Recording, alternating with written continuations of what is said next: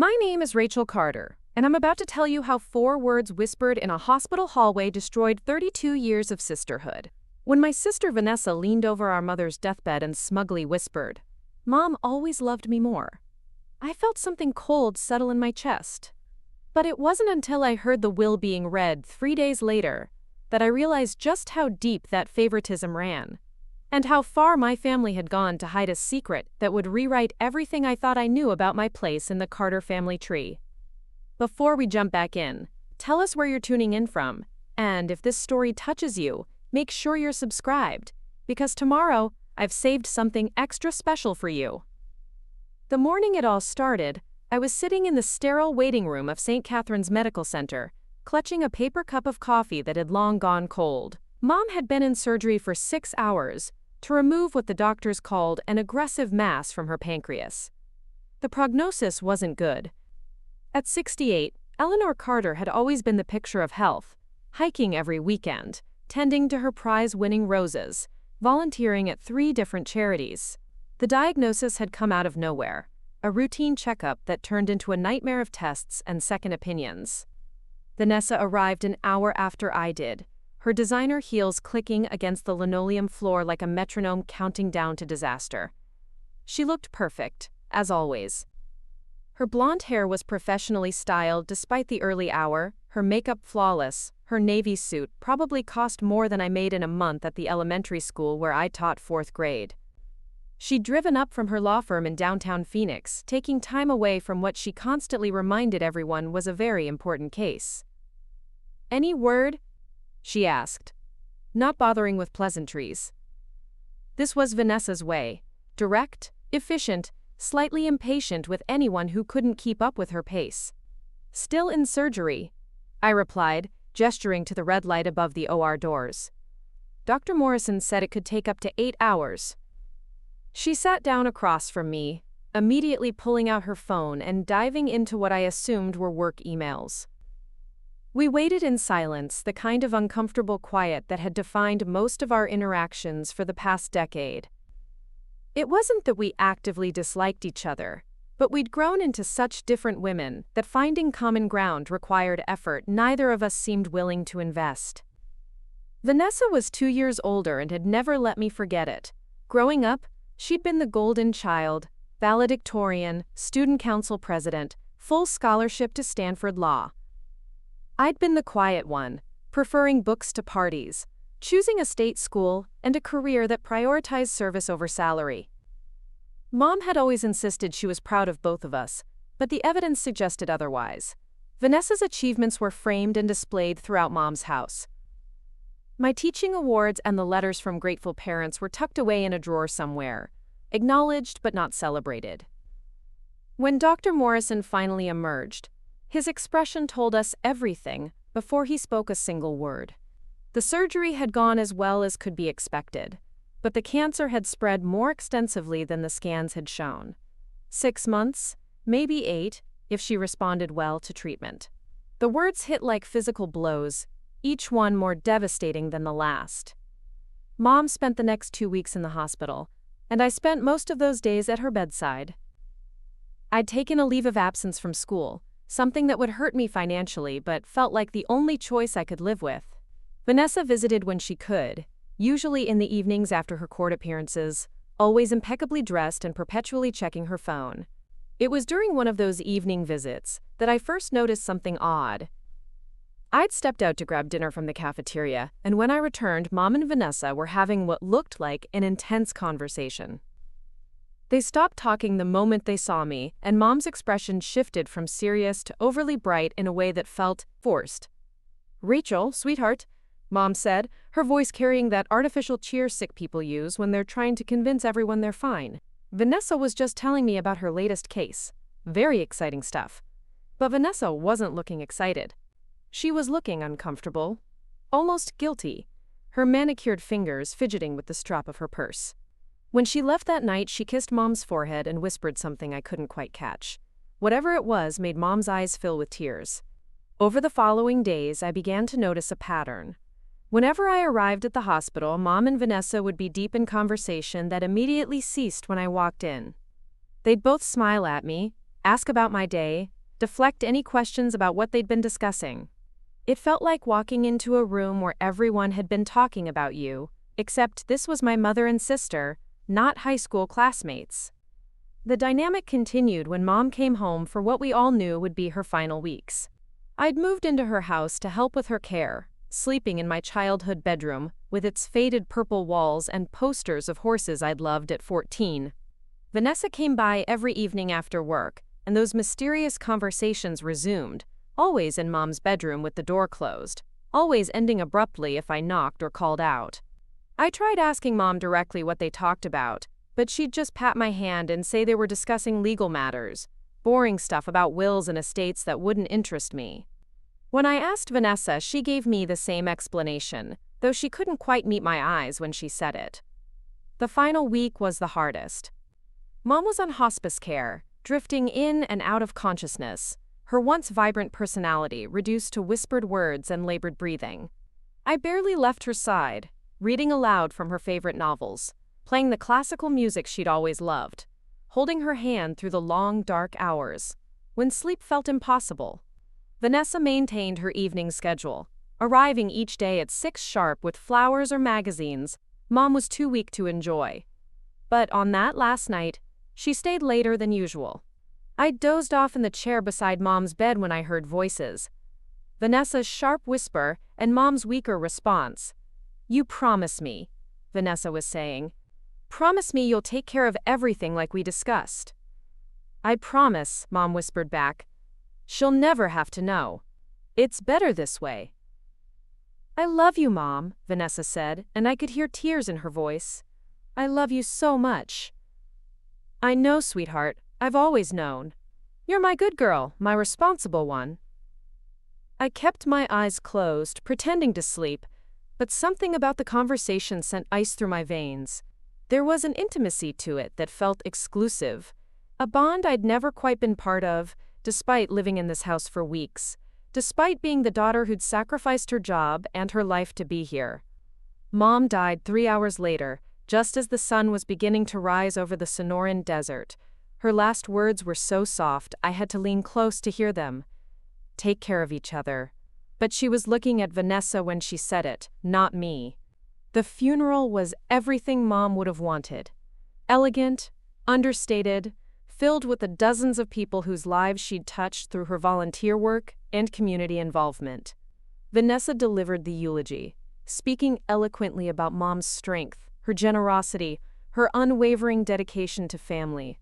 I sat in the front pew, numb with grief, and something else I couldn't quite name, watching my sister command the room with the same confidence she brought to every courtroom. After the service, people approached us with condolences and shared memories.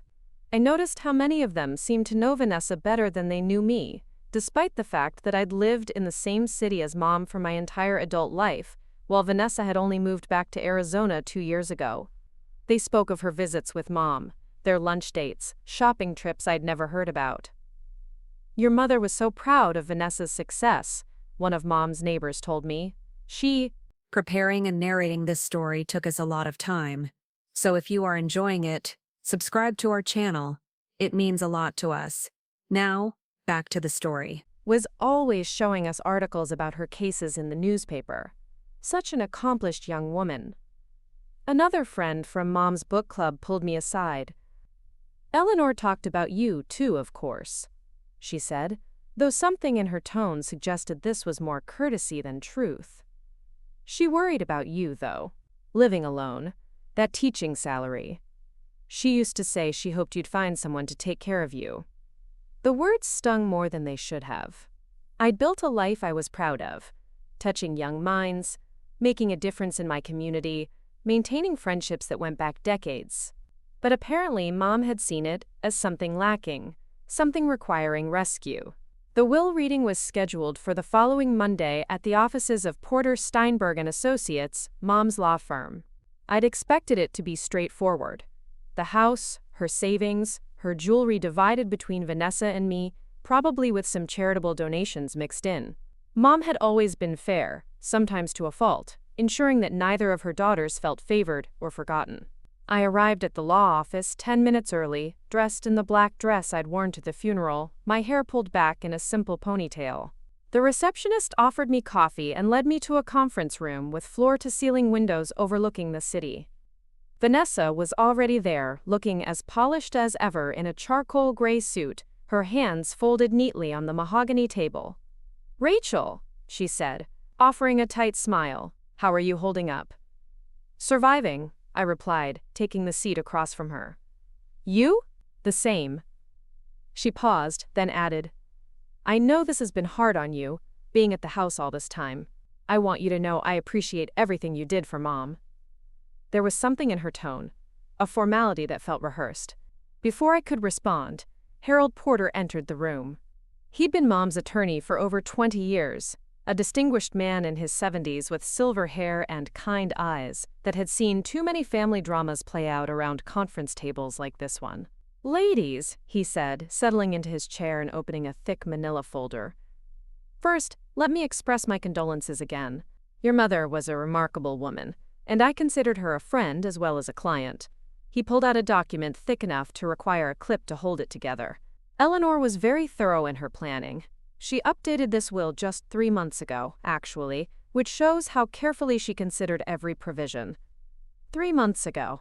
That would have been right around the time of her diagnosis, when she'd insisted on handling all the business matters herself, brushing off my offers to help with paperwork or accompany her to appointments.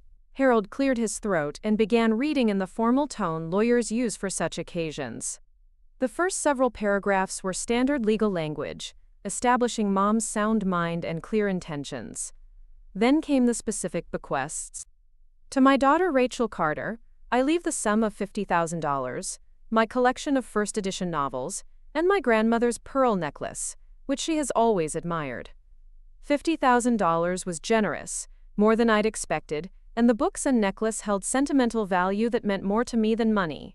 I felt a warm surge of gratitude toward Mom for remembering what mattered to me. Harold continued, "To various charities." He read through a list of organizations that would receive donations totaling another $50,000. All causes Mom had supported during her lifetime, all choices that reflected her values and priorities. Then he paused, looking up at both of us with an expression I couldn't quite read. "The remainder of Eleanor Carter's estate, including her home at 4247 Desert Rose Lane, her investment portfolio currently valued at approximately $1.2 million, her life insurance policy, and all other assets not specifically mentioned above, I leave entirely to my daughter Vanessa Carter, along with my deepest gratitude for her loyalty, understanding, and discretion." The words hit me like a physical blow. I felt the air leave my lungs, felt the room tilt slightly around the edges. $1.2 million. The house where I'd grown up, where I'd lived for the past month caring for our dying mother. Everything of real value, left entirely to Vanessa. "I'm sorry," I managed, my voice sounding strange and distant to my own ears. "Could you repeat that last part?" Harold's expression was gentle but firm. "The bulk of your mother's estate goes to Vanessa. There's also a letter for each of you." He handed us sealed envelopes, mine noticeably thinner than Vanessa's. I stared at it, my name written in Mom's careful handwriting, trying to process what had just happened. $50,000 had seemed generous moments ago. Now it felt like a tip, a consolation prize for the daughter who'd somehow disappointed in ways I didn't even understand. I looked across the table at Vanessa, expecting to see surprise, maybe even embarrassment at the dramatic inequality of Mom's final decisions. Instead, I saw something worse, a complete lack of shock. Vanessa knew, she'd known this was coming, had probably known for months. "There's one more provision," Harold said, consulting his papers again. "Eleanor specifically requested that the contents of the house be divided equally between you both, with Vanessa having the right to purchase Rachel's half of any disputed items at fair market value. Even in death, Mom was being practical, ensuring there wouldn't be fights over furniture or photographs. But the gesture felt hollow now, a small concession that only highlighted the massive disparity in everything else. "Are there any immediate questions?" Harold asked. "I know this can be overwhelming, and you'll both want time to process everything." "No questions," Vanessa said quickly. Thank you, Harold. Mom always spoke very highly of your guidance. I nodded numbly, not trusting my voice. Questions? I had 1,000 questions, starting with why my mother had chosen to financially devastate me, and ending with how long my sister had known this was coming. We left the office in silence, walking to the parking garage together like mourners, leaving a funeral. Which, in a way, we were. The mother I'd thought I knew, the relationship I'd believed I had with her, both had died in that conference room, along with any illusions I'd harbored about my place in our family. Rachel, Vanessa said as we reached our cars, parked coincidentally next to each other. I know this is a shock, and I want you to know that I'm here if you want to talk about it. I turned to look at her, this woman who'd shared my childhood, my mother, my genetics, but who suddenly felt like a complete stranger. You knew, I said. It wasn't a question. She didn't deny it. Mom talked to me about her plans, yes. She wanted to make sure I understood her reasoning. Which was what, exactly? Vanessa looked uncomfortable for the first time since I'd known her. She glanced around the parking garage as if checking for eavesdroppers, then met my eyes with visible effort. Mom worried about you, she said finally.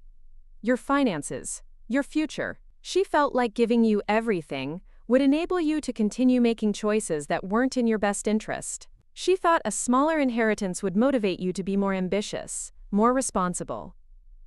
The words hit like slaps. Motivate me to be more responsible? I spent the last month of her life caring for her around the clock while you showed up for an hour each evening. I know you did, and Mom knew it too. She appreciated everything you sacrificed. But Rachel, you're 32 years old, living paycheck to paycheck as a teacher, no husband, no children, no real plan for your future. Mom wanted me to have the resources to take care of you if something happened. Take care of me? My voice was rising, echoing off the concrete walls. I don't need you to take care of me, Vanessa. I need the inheritance I earned by being the daughter who was actually present. That's not how Mom saw it. Then how did Mom see it? Because I'm standing here feeling like I spent 32 years completely misunderstanding my own mother. Vanessa was quiet for a long moment, her fingers drumming against her car keys. When she spoke again, her voice was softer, almost pitying. Mom always said you were the dreamer and I was the doer. She loved that about you, but she also worried it would leave you vulnerable. She wanted to make sure you had enough to be comfortable, but not so much that you'd never push yourself to achieve more. Achieve more? I felt like I was speaking a foreign language, each word requiring enormous effort. I'm a teacher, Vanessa. I shape young minds for a living. I've been Teacher of the Year twice in my district.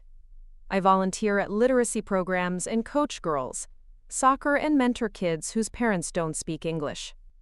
What exactly should I be achieving that's more meaningful than that? I didn't mean it that way. Yes, you did. You both did. You think my life is small and pathetic and disappointing. The tears I'd been holding back since the will reading finally came, hot and angry on my cheeks.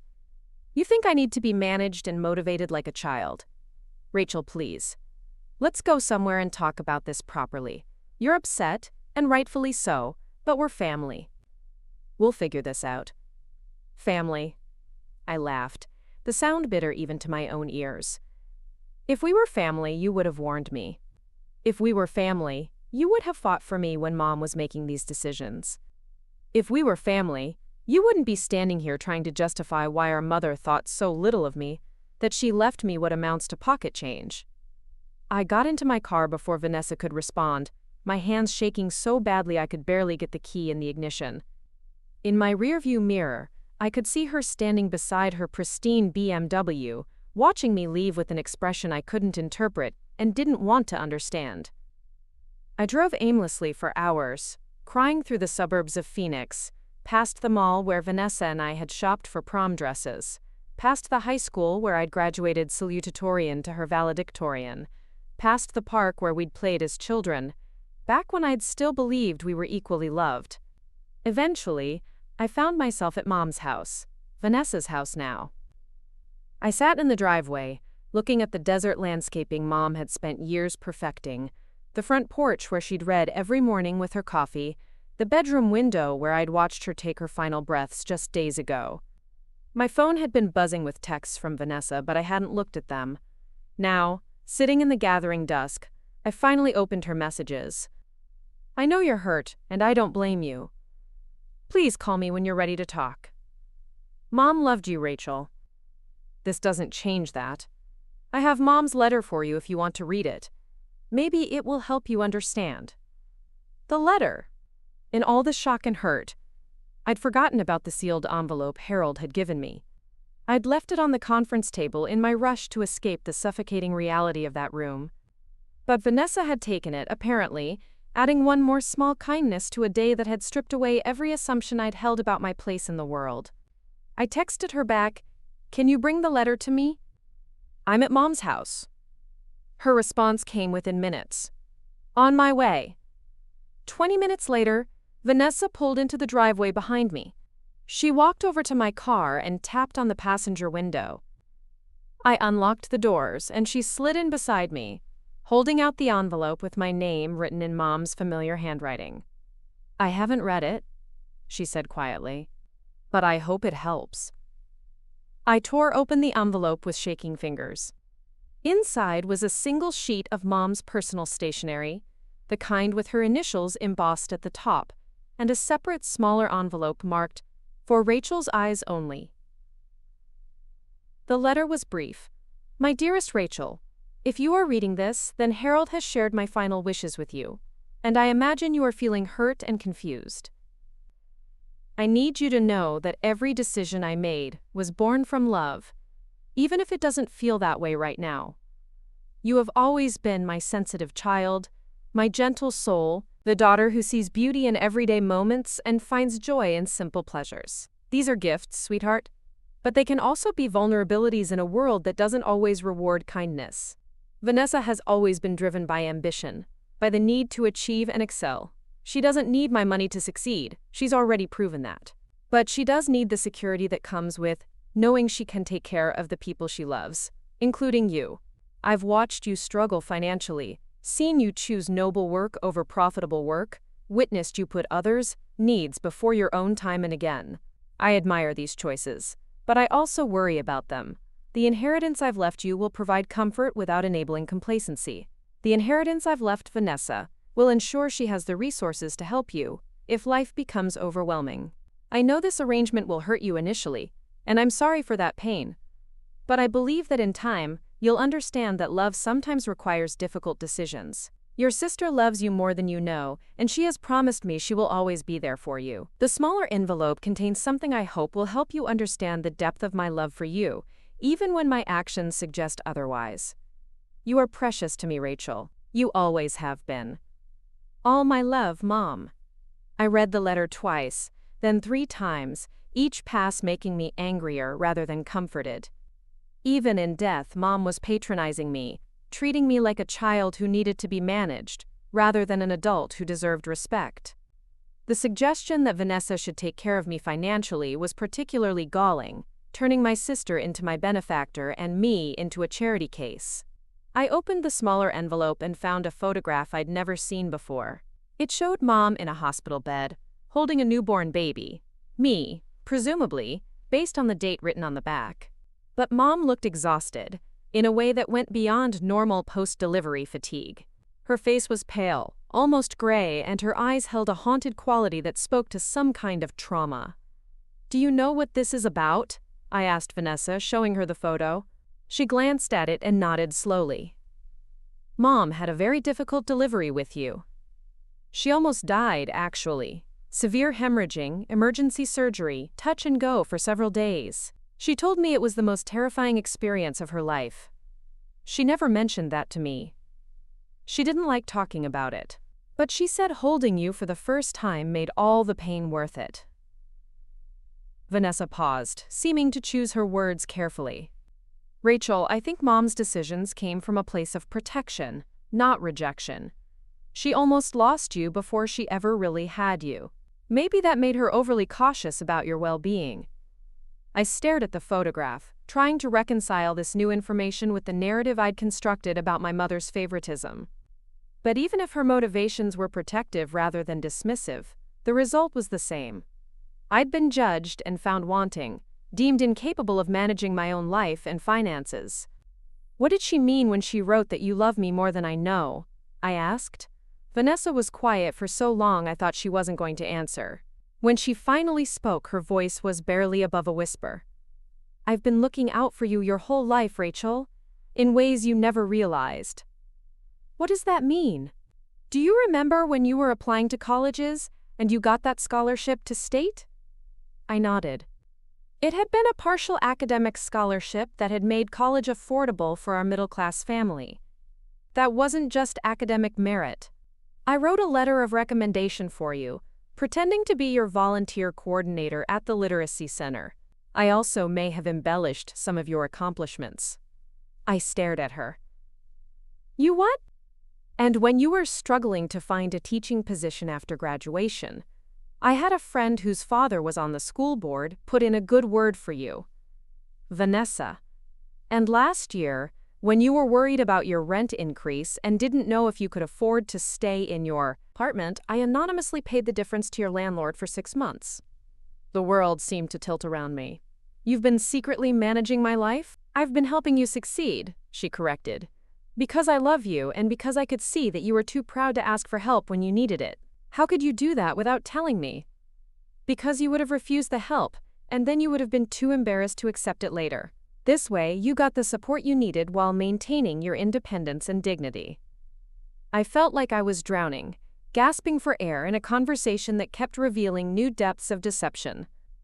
"Does Mom's will make more sense now?" I asked bitterly. "She knew you'd already been taking care of the pathetic younger sister, so she might as well make it official?" "That's not how either of us saw it." "Then how did you see it?" Vanessa turned in her seat to face me fully. "I saw it as me being given the resources to continue protecting someone I love, who's too good for this world. And Mom saw it as ensuring that her gentle daughter would never have to compromise her values for money." "My values," I repeated slowly. "You mean my refusal to prioritize wealth over everything else? My choice to work with children instead of corporations? My decision to live modestly so I can afford to be generous with others?" "Yes, exactly those values. Values that Mom and I both admired but worried would leave you vulnerable." "Vulnerable to what?" "To people who might take advantage of your generosity. To financial insecurity that could force you into jobs or relationships that weren't right for you. To a world that doesn't always reward goodness." I sat back in my seat, overwhelmed by the revelation that my mother and sister had spent years viewing me as some sort of naive innocent who needed constant protection from life itself. The patronizing nature of their love was almost worse than outright rejection would have been. "I need time to process all of this," I said finally. "Can you give me some space?" "Of course." Vanessa reached for the door handle, then paused. "Rachel, I know this is a lot, and I know you're angry, but I hope someday you'll understand that everything we did came from love."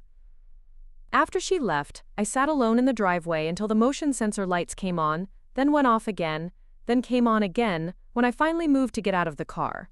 I used my key to enter Mom's house, Vanessa's house, for what I realized might be the last time. The rooms felt different now, charged with new meaning. This was the kitchen where I'd made countless meals over the past month, thinking I was caring for our dying mother in our family home. Now I knew I'd been a guest, a temporary caretaker maintaining a property that had already been designated for someone else. I walked through each room slowly, seeing everything through this new lens. The family photos on the mantel, the ones that had always seemed to feature Vanessa slightly more prominently. The bookshelf where Mom's collection of first editions lived, my inheritance, I realized with bitter irony. The bedroom where she'd died, where she'd promised Vanessa she'd take care of everything as discussed. In Mom's desk, I found files and documents I'd never seen before. Bank statements showing regular transfers to accounts I didn't recognize. A folder labeled Rachel's expenses containing rent receipts, scholarship applications, even copies of job applications with handwritten notes in the margins. Evidence of a surveillance and support system I'd never suspected. There were also drafts of her will, multiple versions showing how her thinking had evolved over the months after her diagnosis. The earliest version split everything equally between Vanessa and me. But with each subsequent draft, my portion grew smaller, while Vanessa's grew larger. As if Mom was slowly convincing herself that unequal love was actually superior love. The final insult was a letter I found tucked inside one of the will drafts, written in Mom's handwriting but addressed to Vanessa. My darling Vanessa, I know the responsibility I'm placing on you is enormous, and I'm sorry for that burden. But Rachel will need guidance in the years to come, and you're the only person I trust to provide it. She's too trusting, too generous, too willing to see the best in people who might not deserve it. Without your oversight, I fear she'll make choices that lead to unhappiness or instability. Use the inheritance wisely. Help her when she needs it, but don't enable dependency. Guide her toward better decisions without making her feel controlled. She's always been the daughter who needed more protection, even if she doesn't realize it. You've never needed my money to succeed, but Rachel will always need your wisdom to thrive. I'm counting on you to be the sister she needs, even when she doesn't want the help. I love you both, but I trust you most. Mom. I read the letter 3 times, each pass confirming what I'd suspected. I'd been the disappointing daughter all along, the one who required management, the one who couldn't be trusted with real responsibility. The favoritism I'd sensed throughout our childhood hadn't been my imagination. It had been real, calculated, and ultimately codified in legal documents that would govern the rest of our lives. That night, sleeping in my childhood bedroom for what I knew would be the final time, I made a decision. I would take my $50,000, pack my belongings, and build a life that proved both my mother and sister wrong about my capabilities. I would show them that their gentle, naive, financially irresponsible daughter could thrive without their protection or guidance. But first, I had questions that needed answers. And I suspected that everything I'd learned so far was only the beginning of a much larger truth about my family and my place in it. The next morning, I started making phone calls. The first call I made was to Harold Porter. I needed to understand the legal implications of what I'd discovered, and more importantly, I needed to know if there were any other surprises waiting in Mom's estate planning that Vanessa might have conveniently forgotten to mention. Harold's secretary scheduled me for that afternoon. When I arrived at his office, he greeted me with the same gentle professionalism he'd shown during the will reading, but I could see concern in his eyes. Rachel, I hope you're managing all right after yesterday. I know the will's provisions came as a shock. That's actually why I'm here, I said, settling into the leather chair across from his desk. I need to understand something. How long did Mom work with you on this final version of her will? Harold consulted his files. We had several meetings over the past 6 months. Your mother was very thoughtful about her decisions, very deliberate. She wanted to ensure every provision reflected her true intentions. And was Vanessa involved in those discussions? He hesitated, and I could see the conflict between attorney-client privilege and his obvious discomfort with the situation. Your sister attended several of the meetings with your mother, yes. Eleanor specifically requested her presence. What about me? Was I ever supposed to be included in these conversations?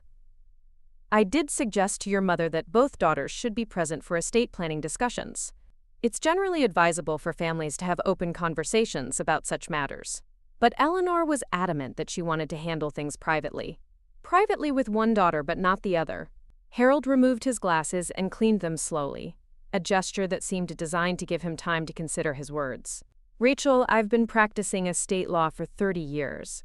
I've seen many families torn apart by money and inheritance disputes. In my experience, parents who create dramatically unequal distributions usually have reasons that seem compelling to them, even if those reasons aren't immediately apparent to their children. What reasons could possibly justify this kind of disparity? I can't speak to your mother's specific reasoning beyond what she shared in her letter to you, but I will say this.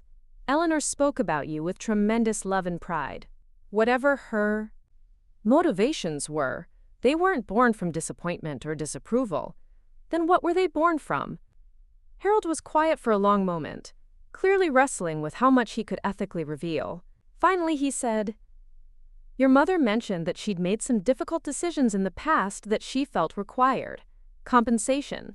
She seemed to believe that providing for Vanessa in this way was a form of making amends. Making amends for what? I'm afraid that's as specific as I can be without violating attorney-client privilege. But Rachel, if you have questions about your family's history, you might consider talking to people who knew your parents before you and Vanessa were born. Sometimes the answers we need exist in stories we've never heard. Before leaving his office, I asked one more question. Harold, in your professional opinion, is there anything unusual about this will beyond the unequal distribution? He put his glasses back on and looked at me directly. The timing troubles me, he admitted. Most people in your mother's situation, facing a terminal diagnosis, become more concerned with fairness and reconciliation. They want to ensure their children feel equally loved. Your mother's approach was the opposite of that typical pattern. What does that suggest to you? That she was operating under some kind of pressure or obligation that outweighed her natural maternal instincts. Pressure or obligation. Those words echoed in my mind as I left the law office and drove to my next destination, St. Catherine's Medical Center. If Harold was right about looking into family history, I needed to start with the beginning. My birth and the traumatic delivery Mom had apparently never discussed with me. The medical records department was located in the basement of the hospital, a fluorescent-lit maze of filing cabinets and computer terminals. I explained to the clerk that I needed records related to my birth for a family medical history I was compiling. She informed me that records from more than 30 years ago would likely be in storage and might take several days to retrieve. Actually, she said, typing something into her computer, let me check something. Carter, you said? Eleanor Carter, delivery in March 1991? I nodded, surprised by how quickly she'd found the information. There's a flag on this file, she said, frowning at her screen. It's marked for administrative review only. I can't release these records without special authorization. What kind of flag? I'm not sure. It's not a code I'm familiar with. You might need to speak with our patient advocacy department. A flag on my birth records. Another piece of a puzzle I was beginning to suspect was much larger and more complex than family favoritism. I scheduled an appointment with patient advocacy for later in the week and left the hospital with more questions than I'd arrived with. My next stop was the Phoenix Public Library's local history section.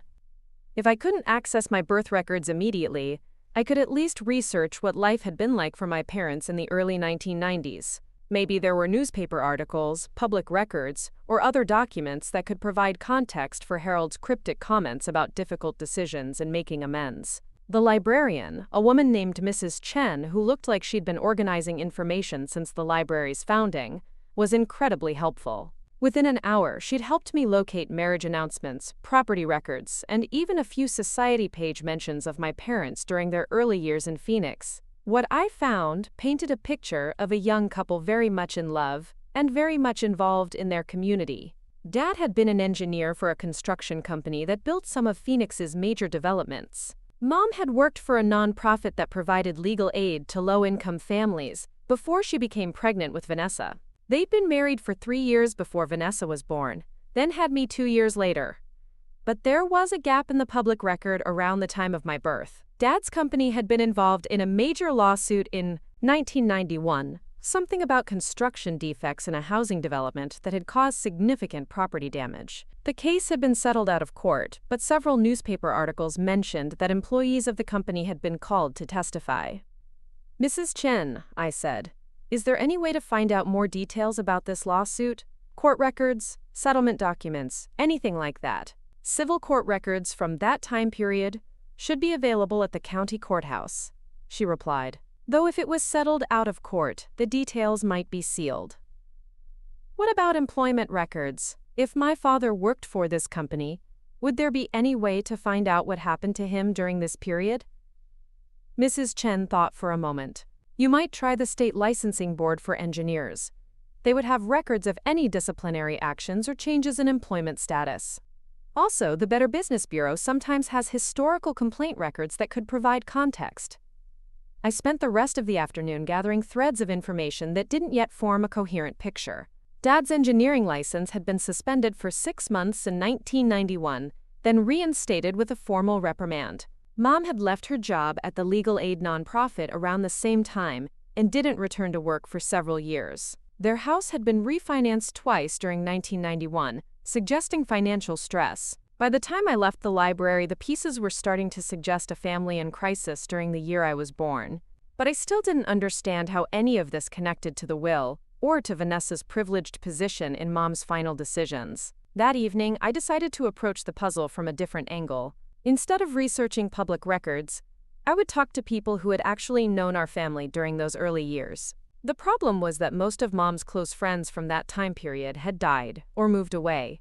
But I remembered one name from the funeral: Betty Morrison, one of Mom's oldest friends who had spoken about knowing Mom since Vanessa was a baby.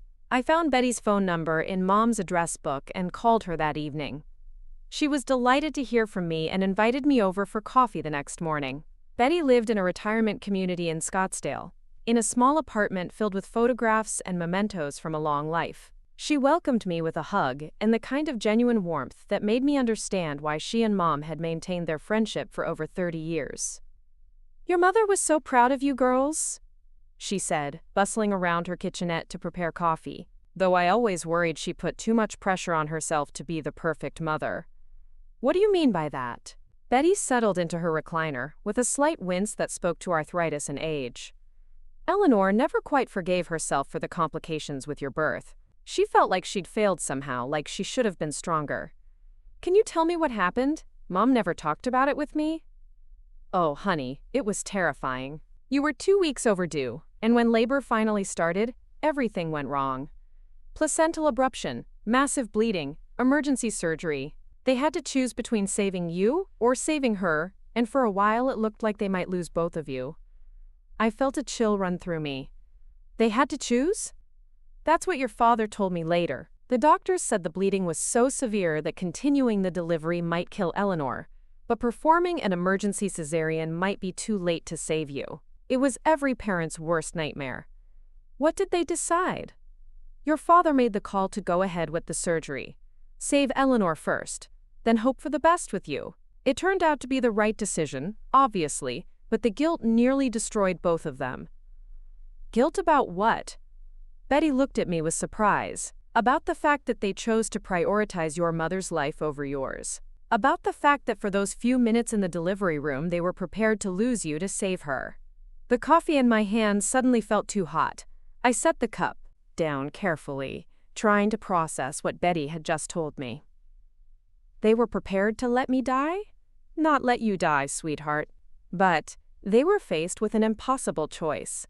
And they chose to save the life they could definitely save, rather than risk losing both of you. Any parent would have made the same decision." "But why would they feel guilty about that?" "Because they spent the rest of your childhood overcompensating. Especially your mother. She felt like she owed you something for those moments when your life wasn't the priority. She devoted herself to making sure you never felt less important or less loved." My mind was racing. "Betty, did this affect how Mom treated Vanessa and me differently?" "Oh, honey, that's not for me to say. But I will tell you that Eleanor always seemed to feel like she needed to prove her love for you more than her love for Vanessa. Like, Vanessa's existence was straightforward, but yours required constant reassurance that you were wanted and valued. That doesn't match what I experienced growing up." Betty was quiet for a moment, studying my face with the careful attention of someone who'd raised 4 children and understood family dynamics. Sometimes when parents try too hard to compensate for perceived mistakes, their efforts come across as different rather than equal. Maybe what felt like favoritism toward Vanessa was actually your mother trying so hard to make sure you felt special that she ended up treating you both differently. "But the will, Betty? The inheritance. How does any of this explain why Mom left everything to Vanessa?" "I don't know about the will, dear. Your mother and I didn't discuss financial matters. But I can tell you that she never stopped worrying about the decisions she made in that delivery room. She used to say that Vanessa was born naturally and easily, but you were born through sacrifice and difficult choices. Maybe she felt like those difficult choices weren't finished yet." I left Betty's apartment with my head spinning. Nothing she'd told me explained the dramatic inequality in Mom's will, but it did provide context for a family dynamic I'd never understood. If Mom had spent my entire childhood overcompensating for a moment of crisis that had happened before I was even consciously aware, it might explain why I'd always felt like something was slightly off in our relationship. But it also raised new questions. If Mom felt guilty about the circumstances of my birth, why would she choose to financially penalize me in death? Unless there was more to the story than Betty knew. My next conversation was going to have to be with someone who might have access to information Betty didn't possess. Someone who had been there during those crucial months in 1991. I needed to talk to Dad. The problem was that Dad had been dead for 15 years, killed in a car accident when I was 17. But I remembered that he'd had a best friend, Tom Rodriguez, who had worked with him at the construction company and had remained close to our family until Dad's death. Tom had even spoken at Dad's funeral, sharing stories about their friendship that had made everyone laugh through their tears. I found Tom through social media, still living in Phoenix, now retired from his own engineering career. When I called him, his voice immediately warmed with recognition and sympathy. "Rachel, sweetheart, I'm so sorry about your mother. She was a remarkable woman. How are you holding up?" "I'm okay, Tom, but I'm hoping you can help me with something. I've been learning about some things that happened around the time I was born, and I'm trying to understand what my parents went through during that period." 1991 was a rough year for your folks, Tom said without hesitation. "Between your difficult birth and the troubles at work, I wasn't sure they were going to make it through." "What troubles at work?" Tom was quiet for a moment. "How much do you know about the lawsuit against our company that year?" "Just that there was one, and that Dad's license was suspended." "It was more complicated than that. The housing development we'd built had some serious structural problems. Foundations were failing, walls were cracking, people's homes were becoming uninhabitable. The company tried to blame design flaws, but the real problem was substandard materials and corner cutting during construction. Was Dad involved in that?" "Your father was the lead engineer on the project. He'd signed off on the construction plans and materials specifications. When the problems became apparent, he was the obvious target for blame." My stomach dropped. Was he actually responsible? "That's where it gets complicated. Your dad discovered that the materials being used weren't what he'd specified. Someone had been substituting cheaper, inferior products and forging the quality certifications. When he tried to report it, he was told to keep quiet or risk losing his job." "What did he do?" "Initially, he went along with it. Your mother was pregnant with you, Vanessa was barely 2, and he couldn't afford to be unemployed. But when the home started failing and families started getting hurt, he couldn't live with the cover-up anymore. So he came forward? He tried to. He gathered evidence, documented the material substitutions, prepared to testify in the lawsuit. But the night before his testimony, something changed his mind." "What?" "I never knew for sure. But the next day, instead of testifying against the company, he accepted full responsibility for the structural failures. Said he'd made errors in his calculations and specifications. The company threw him under the bus, his license was suspended, and he became the scapegoat for the entire mess. I felt like I was drowning in implications." "Tom, why would he do that? Why would he take blame for something that wasn't his fault?" "The only thing I could figure was that someone had leverage over him, something that made protecting his family more important than protecting his reputation." "What kind of leverage?" Tom was quiet for a long moment. When he spoke again, his voice was careful, measured. "Rachel, there are some conversations your father and I had during that time that I've never repeated to anyone. I'm not sure I should start now. Tom, please, I need to understand what happened to my family. Your father was terrified during the months leading up to your birth. Not just about the delivery, but about something else. He kept saying he'd made a terrible mistake, that he'd gotten involved in something that could destroy everything he cared about." "What kind of mistake?" "I think someone at the construction company had evidence that your father knew about the material substitutions earlier than he claimed. Maybe evidence that he'd been paid to look the other way, or that he'd been involved in the cover-up from the beginning." "You think Dad was actually guilty?" "I think your father was a good man who made some bad choices under pressure, and then made worse choices trying to fix the situation. But by the time he realized how deep he was in, he had too much to lose to come clean. The pieces were starting to form a picture I didn't want to see." "Tom, did any of this affect Mom? Was she involved in the decisions he made?" "Your mother knew something was wrong.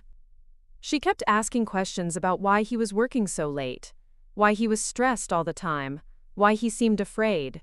But your father never told her the details. He was trying to protect her from having to live with the knowledge of what he'd done. But she found out somehow.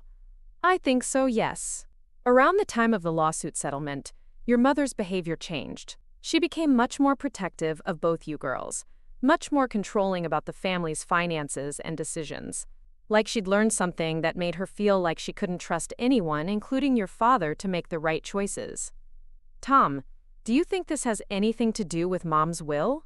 With the way she divided her inheritance? Tom was quiet for such a long time I thought the call had dropped. When he finally spoke, his voice was heavy with reluctance. Rachel, I think your mother spent the rest of her life trying to make up for the choices your father made during that period. And I think she believed that Vanessa needed to be protected from ever learning the truth about what kind of man her father really was. What about me? Didn't I need protection too? I think your mother believed that you were already paying the price for your father's mistakes, and that Vanessa shouldn't have to suffer the same consequences. What price? What consequences? Think about it, Rachel. Your father's career was ruined. Your family's reputation was destroyed. You grew up with limited financial resources because of the choices he made. Your mother probably felt like your entire life had been shaped by his failures, while Vanessa at least had those first few years before everything fell apart. The conversation with Tom left me feeling physically sick. If what he was suggesting was true, then my entire understanding of my family was built on lies. Dad hadn't been the principled engineer I'd always believed him to be. Mom hadn't been the loving but slightly distant mother I'd remembered. And Vanessa's favored status hadn't been about her superior achievements. It had been about protecting her from a truth that Mom felt I was already living with. But I still didn't understand how any of this justified the dramatic inequality in Mom's will. Even if she'd felt guilty about Dad's choices affecting my childhood, why would she choose to perpetuate that inequality into my adult life? That night, I called Vanessa. We hadn't spoken since the parking garage confrontation, and I could hear wariness in her voice when she answered. Rachel, is everything all right? I've been doing some research, I said without preamble, about what happened when I was born, about Dad's troubles at work, about why Mom might have made the decisions she made. Vanessa was quiet for a moment. What kind of research? I talked to Harold Porter, to Betty Morrison, to Tom Rodriguez. I'm starting to understand that there's a lot about our family history that I never knew. Rachel? Maybe some things are better left buried. Are they? Because I'm sitting here wondering if Mom's will was her way of continuing to punish me for Dad's mistakes. Or if there's something else I still don't know. It wasn't punishment. Then what was it? I heard Vanessa take a deep breath. Can we meet somewhere? This isn't a conversation for the phone. We arranged to meet at a coffee shop near Mom's house the next morning. When I arrived, Vanessa was already there, looking uncharacteristically disheveled. Her usually perfect hair was pulled back in a simple ponytail, and she wasn't wearing makeup. For the first time in memory, she looked vulnerable. Thank you for agreeing to talk, she said as I sat down across from her. I know you're angry, and you have every right to be, but I hope you'll let me explain some things that might help you understand. I'm listening. First, I need you to know that everything I'm about to tell you, Mom made me promise to never share. But given everything that's happened, I think you deserve to know the truth. She paused, seeming to gather courage for whatever revelation was coming. Rachel, do you remember when you were in 3rd grade and you got really sick? You were in the hospital for almost a week with what the doctors said was pneumonia. I nodded. It had been a frightening time, and I'd felt guilty for years afterward about the medical bills my illness had generated. It wasn't pneumonia, Vanessa said quietly. You had been poisoned. Lead poisoning from the paint in our house. The world seemed to tilt around me. What?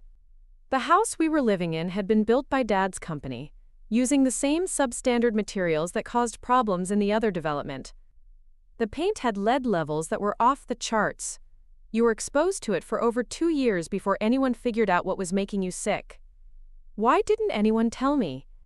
Because Dad was terrified that if the connection became public, he'd be facing criminal charges instead of just civil liability. The family whose house collapsed in the other development had a little girl who'd been hospitalized with lead poisoning too.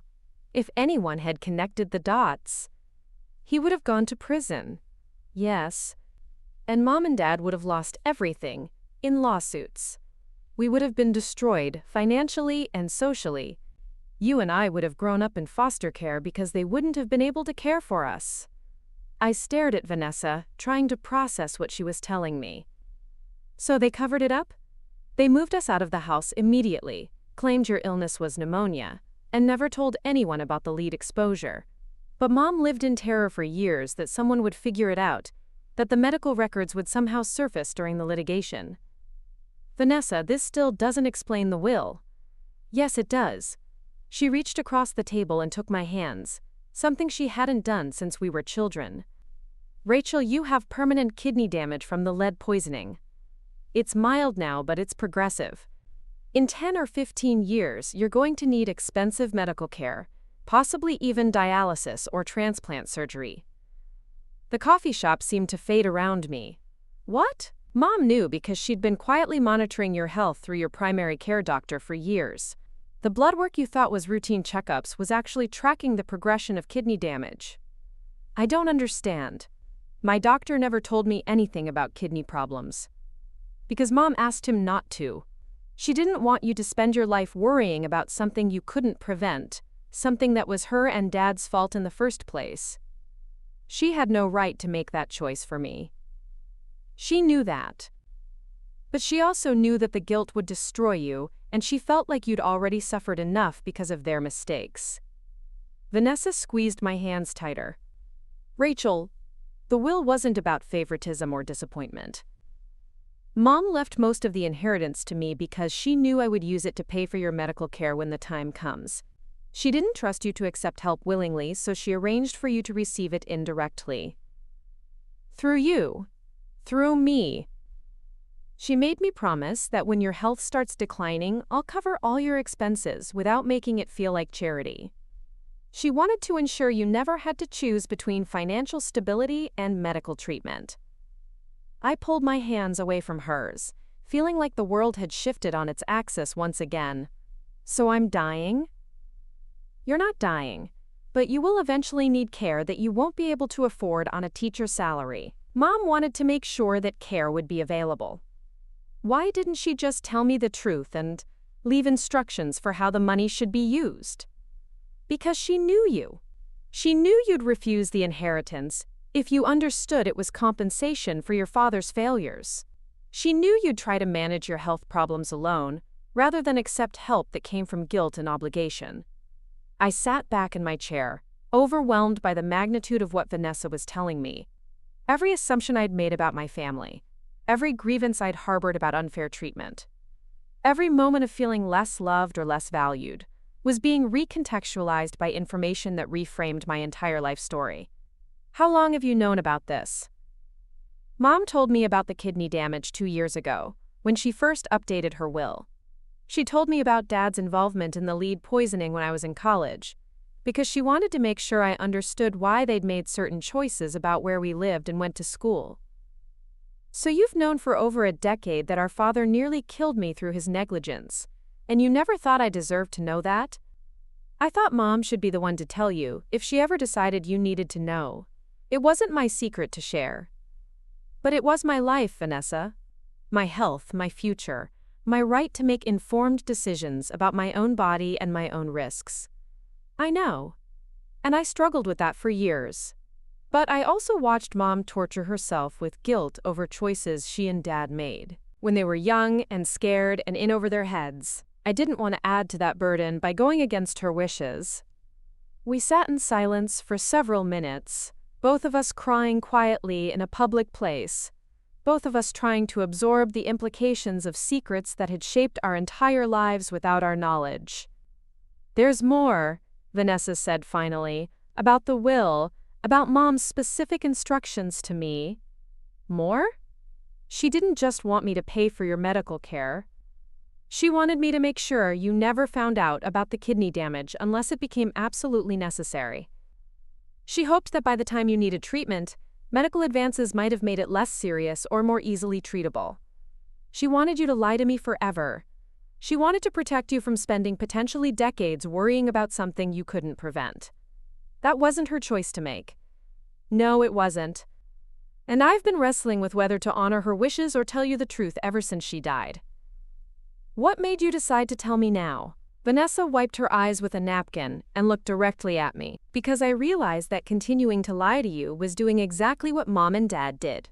Making choices about your life without your input, treating you like someone who needed protection rather than someone who deserved respect.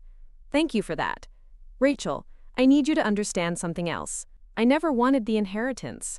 I tried to talk Mom out of the unequal distribution because I knew how it would look to you. But she was convinced that this was the only way to ensure you'd be taken care of without your pride getting in the way. What happens now? Now you get to decide. You can accept Mom's plan and let me manage your future medical expenses when the time comes. Or you can reject her protection and we can find a different way to handle the situation. What do you want me to do? I want you to forgive Mom and Dad for the choices they made when you were too young to protect yourself. I want you to forgive me for keeping secrets that weren't mine to keep. And I want us to figure out how to be sisters again, knowing everything we know now. I looked across the table at this woman I'd shared a childhood with, who'd carried the weight of family secrets for years, who'd been given the impossible task of managing my life without my knowledge or consent. She looked exhausted by the responsibility Mom had placed on her shoulders. Vanessa, do you think Mom was right? Do you think her way of handling this was the best choice? I think Mom was terrified and guilty, and trying to fix unfixable mistakes. I think she did what she thought was best with information and resources she had 30 years ago. Whether it was objectively the right choice is something we'll never know. But what do you think? Vanessa considered the question carefully.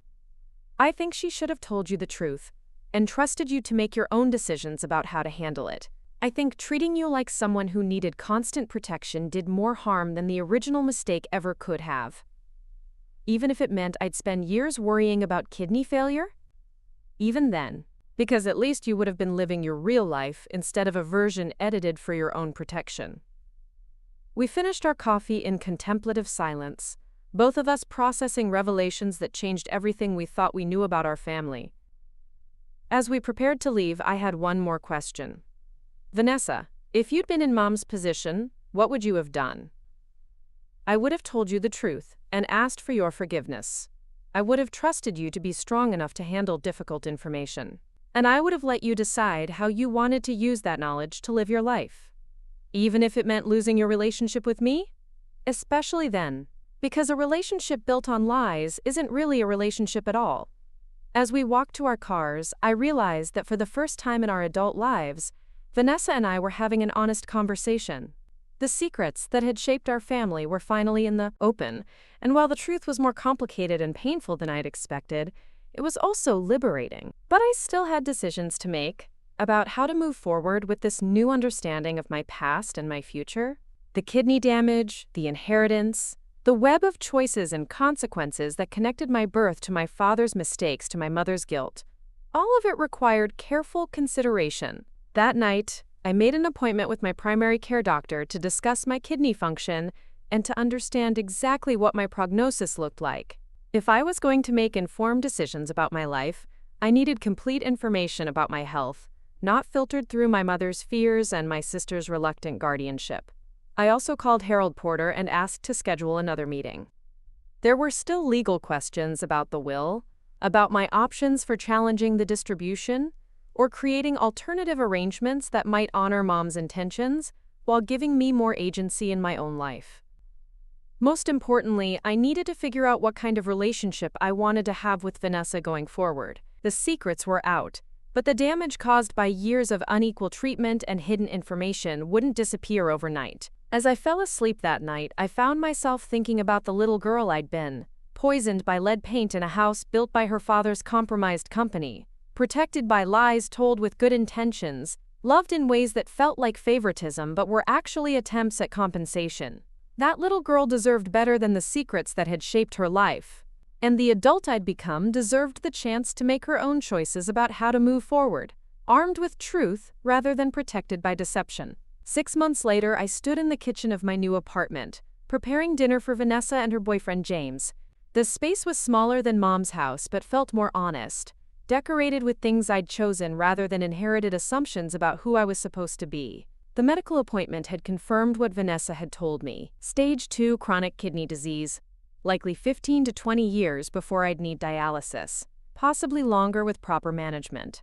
Dr. Peterson had been surprised that I'd gone so long without knowing, but he'd also been optimistic about treatment options and lifestyle changes that could slow the progression significantly. Harold Porter had helped us restructure the inheritance in a way that felt more equitable. I'd accepted a larger portion of Mom's estate while Vanessa retained enough to establish a medical trust that would activate when my kidney function declined to specific levels.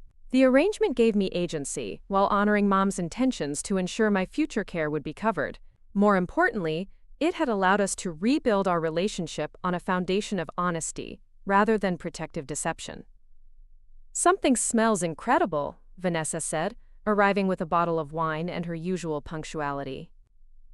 James followed with flowers, a quiet kindness that made me understand why Vanessa's smile had become more frequent lately. We'd had dinner together every few weeks since our coffee shop conversation, slowly learning how to be sisters without the weight of unspoken secrets between us.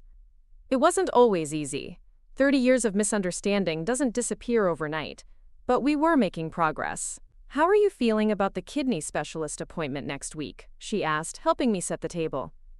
"Nervous but ready," I admitted. "It's strange, finally being in charge of my own medical decisions. Do you want me to come with you?" 6 months ago, I would have interpreted the offer as evidence that she still saw me as someone who needed management. Now I understood it as the gesture of support it was meant to be. "I'd like that," I said. Over dinner, we talked about James's work at the environmental nonprofit, about my return to teaching with a new appreciation for being present in my students' lives, about Vanessa's decision to take on more pro bono cases helping families navigate medical debt and insurance disputes. "I keep thinking about what you said," Vanessa mentioned as we cleaned up, "about Mom and Dad treating you like someone who needed protection rather than respect. What about it?" I realized I've been doing the same thing with my legal clients, making decisions about their cases without fully involving them, because I thought I knew what was best. It's patronizing, even when it comes from good intentions. James looked between us with the careful attention of someone still learning our family dynamics. "It sounds like you're both figuring out how to let people make their own choices, even when you care about the outcome." "Exactly," I said. "Even when those choices might lead to outcomes we wouldn't pick for them." Later that night, after they'd left, I sat on my small balcony looking out at the city lights. My phone buzzed with a text from my doctor's office, reminding me about next week's appointment. Instead of anxiety, I felt something closer to anticipation. For the first time in my adult life, I was living with complete information about my circumstances, making decisions based on truth, rather than edited versions of reality designed to protect me from difficult knowledge. The kidney disease wasn't ideal, but it wasn't a death sentence either. The family history was more complicated than I'd imagined, but it explained the dynamics that had confused me for decades. The inheritance had been unequal, but the motivations behind it were love rather than disappointment. Most importantly, Vanessa and I had learned how to have honest conversations about difficult subjects. We'd discovered that we were both stronger than the people who'd loved us had believed us to be. I picked up my phone and called her. "Everything okay?" she answered, probably surprised by the late hour. "Everything's fine. I just wanted to say thank you." "For what?" "For choosing truth over Mom's instructions, for trusting me to handle difficult information, for letting me decide how to live my own life. Thank you for forgiving me for waiting so long to make that choice." After I hung up, I realized that this was what family should feel like. Not perfect, not without complications, but honest and respectful, and built on the assumption that love means trusting people to handle their own lives, even when those lives include challenges and uncertainties. Mom had tried to protect me from knowledge that might cause worry or pain. Dad had tried to protect our family from consequences that might cause instability or shame. Both had made choices from love, but also from fear that the people they cared about weren't strong enough to face difficult truths. They'd been wrong about that. I was strong enough. Vanessa was strong enough. We all were stronger than the people who loved us had dared to believe. The will that had seemed like such a devastating betrayal 6 months ago now felt like the final lesson in a lifelong education about the difference between protection and respect, between love that controls and love that trusts. I'd chosen trust, and it had given me back my sister, my agency, and my future. Up next, you've got 2 more standout stories right on your screen. If this one hit the mark, you won't want to pass these up. Just click and check them out.